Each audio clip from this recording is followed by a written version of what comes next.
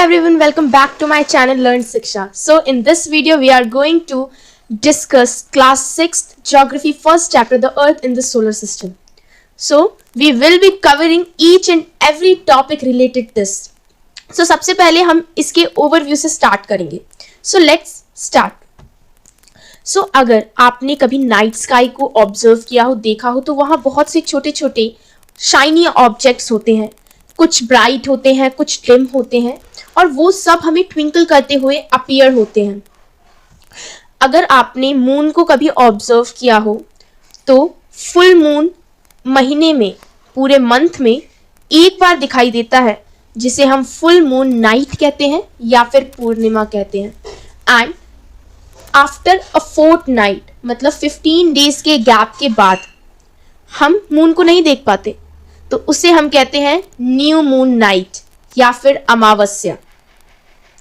फिर अब बात करते हैं सेलेस्टियल बॉडीज के बारे में, हमारे स्पेस के बारे में, हमारे सोलर सिस्टम के बारे में और जानते हैं.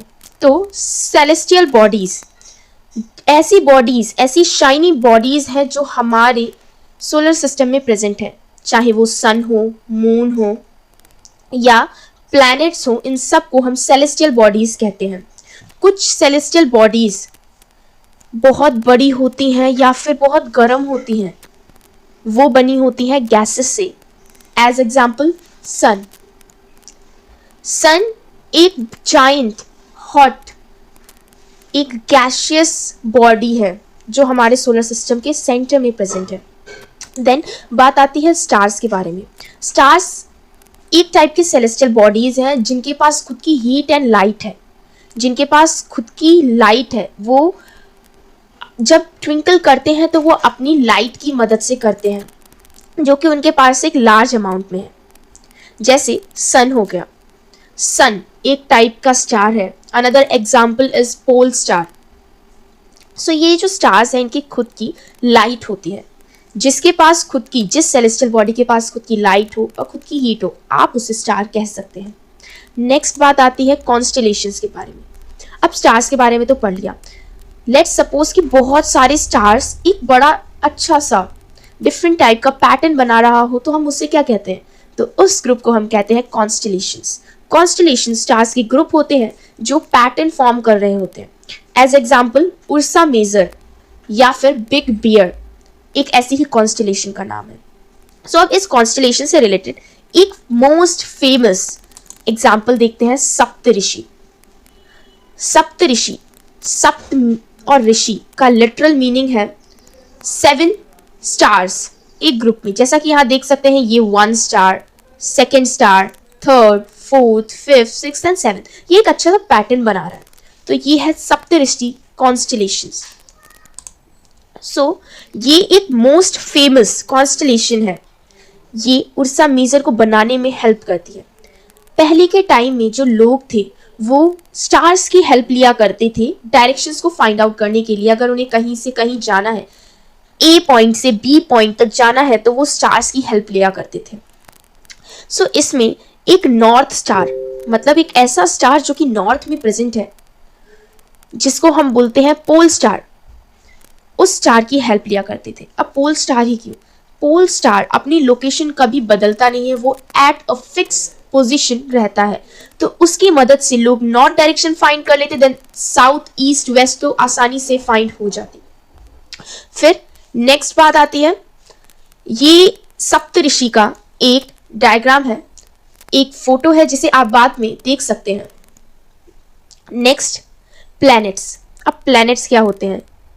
एज अ एग्जाम्पल, प्लैनेट का एक बेस्ट एग्जाम्पल है अपनी अर्थ.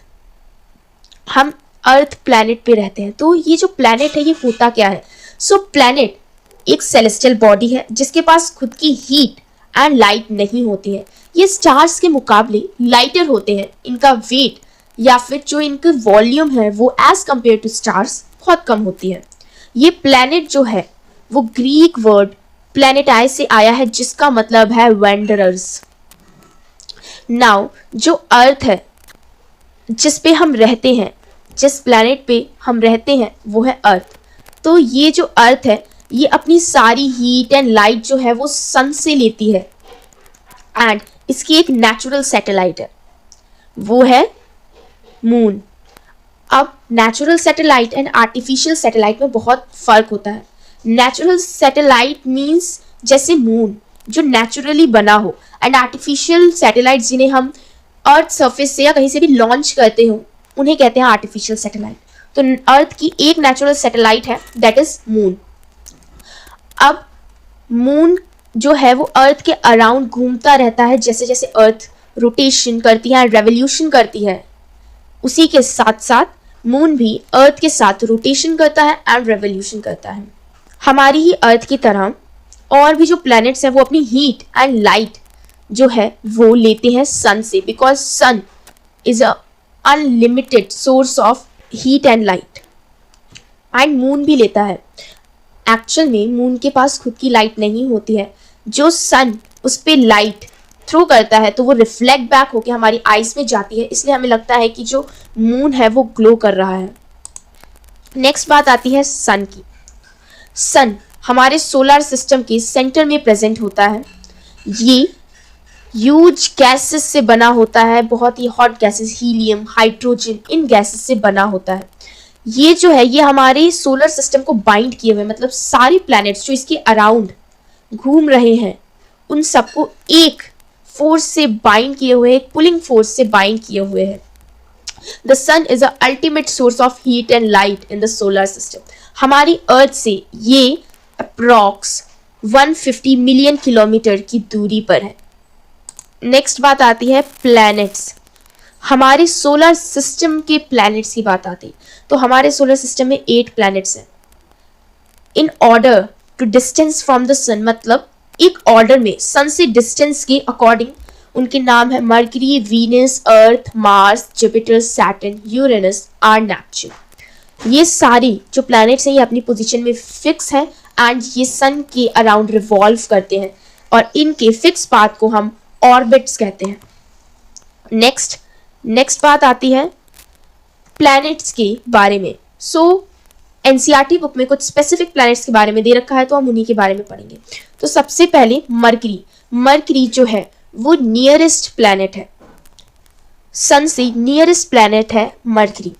ये 88 डेज लेता है एक राउंड कंप्लीट करने में। मींस जैसे हमारे यहाँ पे अर्थ पे एक ईयर 365 डेज में होता है, वैसे ही मरकरी में एक ईयर 88 डेज का होता है, बिकॉज एक रेवोल्यूशन हमारी अर्थ 365 डेज में लेती है। On the other hand mercury 88 days में वो रेवोल्यूशन कंप्लीट कर लेता है। देन वीनस को अर्थ की ट्विन भी कहा जाता है, बिकॉज इसका शेप एंड जो साइज है वो मच सिमिलर है एज अर्थ की तरह ही इसका शेप है एंड साइज, इसलिए इसे अर्थ ट्विन भी कहा जाता है, मतलब अर्थ की बहन। मरकरी और वीनस में से ये बात ध्यान रखना कि वीनस हॉटेस्ट प्लैनेट है, मरकरी सेकेंड हॉटेस्ट प्लैनेट है। हाँ, मरकरी फर्स्ट नियरेस्ट प्लैनेट है सन के, बट वो हॉटेस्ट नहीं है, बिकॉज वीनस के एटमॉस्फेयर में ऐसी गैसेस प्रेजेंट हैं जो हीट को एब्जॉर्ब करती हैं। बिकॉज ऑफ दैट जो वीनस का जो टेम्परेचर है वो बहुत हाई रहता है। अब बात आती है प्लूटो की। अब पहले 2006 से पहले, अगस्त 2006 से पहले प्लूटो भी हमारे प्लैनेट्स का हिस्सा था। प्लूटो को एक प्लैनेट कंसिडर किया जाता था, बट एक मीटिंग हुई इंटरनेशनल एस्ट्रोनॉमिकल यूनियन की। उन्होंने डिसीजन लिया कि प्लूटो एक सेलेस्टियल ऑब्जेक्ट है, बट उसे हम प्लैनेट नहीं कंसिडर कर सकते, बिकॉज प्लैनेट्स होने के कुछ रूल्स होते हैं, कुछ रेगुलेशंस होते हैं, उन्हें प्लूटो फॉलो नहीं कर रहा था, इसीलिए उसे ड्वार्फ प्लैनेट की कैटेगरी में डाला गया। ड्वार्फ प्लैनेट हमारे सोलर सिस्टम में 5 हैं, series, Haumea, make and etcetera. अब बात आती है अर्थ की। अर्थ थर्ड नियरेस्ट प्लैनेट है सन के। इन साइज वो 5th लार्जेस्ट प्लैनेट है, सारे सोलर सिस्टम के प्लैनेट्स में से 5th लार्जेस्ट प्लैनेट है अर्थ। ये पोल्स पे थोड़ा सा इसका शेप जो है वो कम हो जाता है, इसकी जो लेंथ है, थिकनेस है वो कम हो जाती है एट पोल्स, एंड इसका शेप है जियोइड। ये कंप्लीटली स्फेयर नहीं है ना कंप्लीटली ओवल है, इसका शेप है जियोइड। एंड इसमें ऐसी कंडीशंस हैं जो लाइफ को सपोर्ट करती हैं। ये ह्यूमन या फिर किसी भी एनिमल, प्लांट, किसी भी स्पीशीज के सर्वाइवल के लिए गुड कंडीशंस प्रोवाइड करता है। इसमें लाइफ सपोर्टिंग गैस है ऑक्सीजन। हमारा जो अर्थ है वो स्पेस से ब्लू कलर का अपीयर होता है बिकॉज 2/3 ऑफ इट्स सरफेस जो है वो वाटर से कवर हुआ है, इसलिए इसे ब्लू प्लैनेट भी कहते हैं। नेक्स्ट बात आती है मून की। मून जो है वो अर्थ का एक सैटेलाइट है। इसका डायामीटर जो है वो 1/4 है अर्थ की, एंड ये बहुत बड़ा है अदर सेलेस्टियल बॉडीज से। एंड ये हमें इतना बड़ा इसलिए दिखाई देता है बिकॉज ये अदर सेलेस्टियल बॉडीज से हमारी अर्थ के बहुत करीब है। ये अबाउट 3,84,400 किलोमीटर दूर है हमसे। और ये जो सन है ये हमारी अर्थ के अराउंड 27 डेज घूमता है, मतलब इसका एक revolution around the earth complete होता है 27 डेज में, एंड इतने ही दिनों में वो अपनी एक स्पिन कंप्लीट कर पाता है। इसीलिए हमें सन की एक ही साइड एट अ टाइम दिखती है। एंड मून के पास ऐसी फेवरेबल कंडीशंस नहीं है जो लाइफ को सपोर्ट करे। इसके पास माउंटेन्स हैं, प्लेन्स हैं, एंड इसके ऊपर बहुत सारे डिप्रेशंस मीन्स इसके ऊपर बहुत सारे होल्स हैं। हमें जब शैडो दिखाई देती है वो इसलिए होती है बिकॉज उन डार्क होल्स में जो कि मून पे है वहाँ तक लाइट नहीं पहुँच पाती है। देन बात आती है एस्टेरॉइड्स की। एस्टेरॉइड जो है वो टाइनी बॉडीज होते हैं अराउंड द सन। ये मार्स एंड जुपिटर के बीच में एक बेल्ट है, पूरी एस्टेरॉइड बेल्ट है, यहाँ पे प्रेजेंट होते हैं। साइंटिस्ट ये कहते हैं कि ये एक टाइम पे प्लैनेट्स का ही पार्ट थे, बट ये उनसे अलग हो गए एंड ये रिवॉल्व करने लगे। इसकी खुद की बेल्ट है जिसे हम कहते हैं asteroid belt between Mars and Jupiter. फिर हमारा टॉपिक आता है मेटेरॉइड्स। मेटेरॉइड्स जो है वो स्मॉल पीसेस होते हैं रॉक्स के जो कि सन के अराउंड मूव करते हैं, और कभी कभार ये जो है मेटेरॉइड्स वो हमारी अर्थ के करीब पास आ जाते हैं एंड ये नीचे गिरने लगते हैं। इस प्रोसेस के दौरान, इस प्रोसेस के टाइम पे फ्रिक्शन जो फोर्स है एयर के साथ लग के इस मेटेरॉइड को हीट करती है एंड ये एक फ्लैश के साथ एक फायर टाइप दिखाई देती है, और ये जो मेटोर है ये कंप्लीटली बर्न हो जाता है हमारी अर्थ के सरफेस पे गिरने से पहले। नेक्स्ट अब बात आती है मिल्की वे गैलेक्सी क्या है। Cluster of millions of stars, मतलब बहुत सारे स्टार्स के ग्रुप को हम मिल्की वे गैलेक्सी कहते हैं। हमारा सोलर सिस्टम इस गैलेक्सी का पार्ट है। पुराने टाइम में ये इमेजिन किया जाता था कि लाइट की एक रिवर फ्लो कर रही है उस स्काई में, इसीलिए उसे कहा जाता था आकाश गंगा। गैलेक्सी जो होती है, गैलेक्सी क्या होती है, ये एक ह्यूज सिस्टम होते हैं of billions of stars and clouds and dust. एक गैलेक्सी के अंदर बहुत सारे क्लाउड्स आते हैं, स्टार्स आते हैं, प्लैनेट्स, इन सब का एक ग्रुप होती है Galaxy. So here we have ended. Hope you like this video.